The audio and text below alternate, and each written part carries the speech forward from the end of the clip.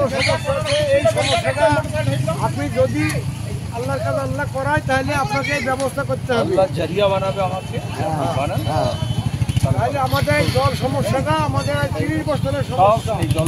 চাষি মানুষ পাট বুনলে জল পাওয়া যায় আমাদের ব্যবস্থা করা দরকার। আমি নিজে জলঙ্গি নদী বাঁচাওয়ের লোক, এই আন্দোলন করছি 10 বছর ধরে। এবার এই জন্য এখানে এলাম, আমাদের পানি নদী ওখানে আটকে দেয়, এখানে আটকে দেয় হয়ে আমাদের এইটুকু দাবি বাকি বলতে নেই।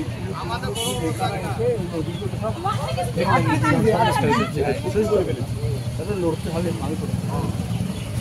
আমাদের করে দেবো এই প্রতিশ্রুতি আমি দিচ্ছি না।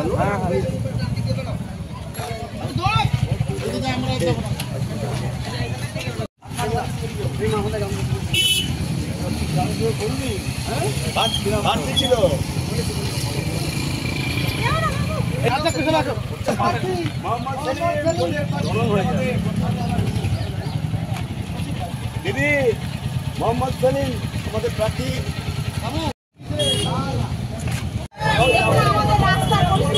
সড়ক নেই, নরক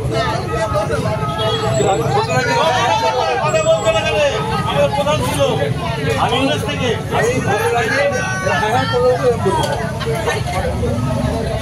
কলকাতায়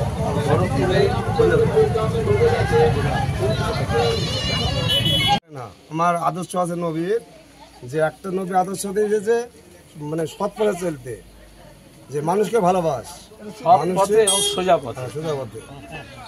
আমার নবীর আদর্শ। নবী এত সুন্দর আদর্শ দিয়েছে, মানে চিন্তা করার মতো মানে পরিস্থিতি।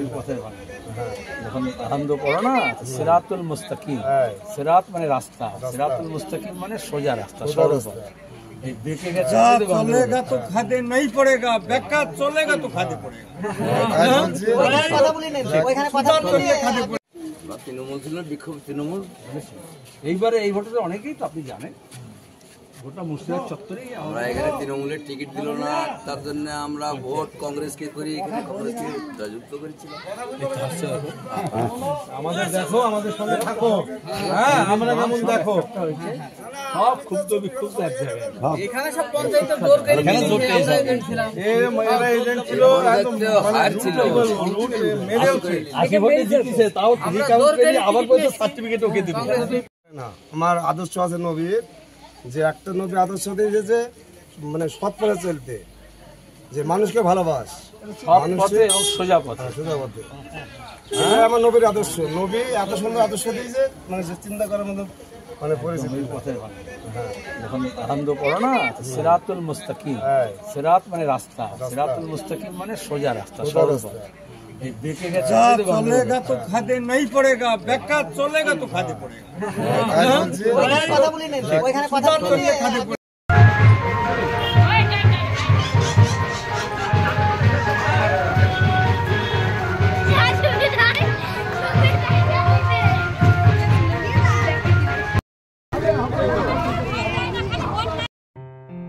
আসন্ন লোকসভা নির্বাচনে রাজ্যের প্রতিটি প্রান্তে বামফ্রন্ট প্রার্থীদের জয়ী করুন।